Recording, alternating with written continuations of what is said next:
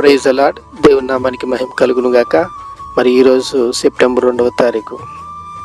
ఈరోజు వాగ్దానం ఏంటంటే లూకాసు వార్త 8వ అధ్యాయము 49వ వచనము. యేసు ఆ మాట విని భయపడవద్దు, నమ్మిక మాత్రం ఉంచుము, ఆమె స్వస్థపరచబడునని అతనితో చెప్పాను.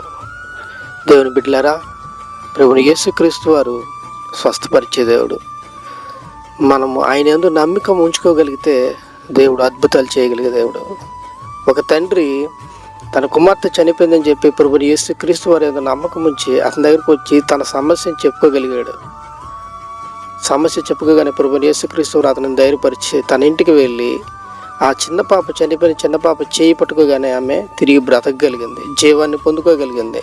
అక్కడ చూసిన వారందరూ ఎంతో ఆశ్చర్యపోగలిగారు. కాబట్టి దేవుని బిడ్డలారా, దేవుని యందు మనం నమ్మకం ఉంచుకోగలిగితే దేవుడు మన పట్ల అద్భుతాలు చేయడానికి సిద్ధంగా ఉన్నాడు. దినాన ఎవరెవరైతే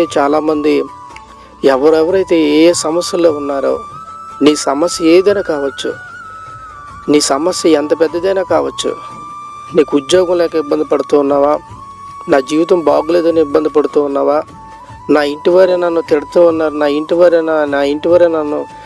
వారి వల్ల నేను ఇబ్బంది పడుతుందని ఇబ్బంది పడుతూ ఉన్నావా, సతమతం అవుతూ ఉన్నావా, అనారోగ్యంతో సతమతం అవుతూ ఉన్నావా, చెప్పుకోలేని సమస్యలతో బాధపడుతూ ఉన్నావా,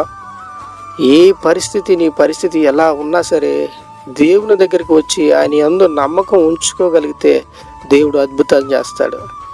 నువ్వు ఏ సమస్య వచ్చావో ఆ సమస్య నుండి విడుదల పొందుకొని తిరిగి వెళ్ళగలుగుతావు. దేవుడు అట్టి కృప దయచేసే దేవుడు. కాబట్టి దేవుని బిడ్డలారా, నీ సమస్య ఏదైనా కావచ్చు, ఎంత పెద్దదైనా కావచ్చు, ప్రభువుని యేసుక్రీస్తు నందు నమ్మకం ఉంచు. దేవుడు అద్భుతం చేయగల నీ పట్ల ఆ నమ్మకాన్ని కలిగి ఉండు. దేవుని దగ్గరికి రా, ప్రభువుని యేసుక్రీస్తుని నమ్ముకో, దేవుడు గొప్ప కార్యాలు చేస్తాడు. అటు కృప నీకు మనకు అందరికీ దయచేయను గాక. ఆమేన్. Praise the lord.